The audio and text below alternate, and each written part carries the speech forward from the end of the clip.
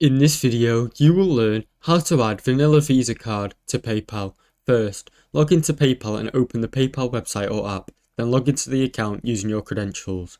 After that, on the home page, click on the wallet from the menu and tap on the PayPal icon, depending on whether you're using the app or website.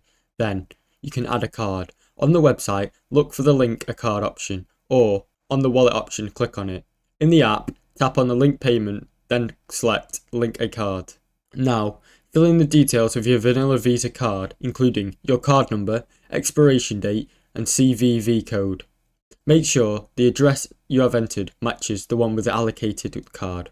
Then, confirm the information.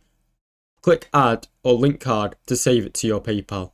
Then, PayPal might ask for a verification of the card by sending you a small charge to the card, which you can confirm, and it's usually linked successfully. Thanks for watching. Don't forget to like and subscribe.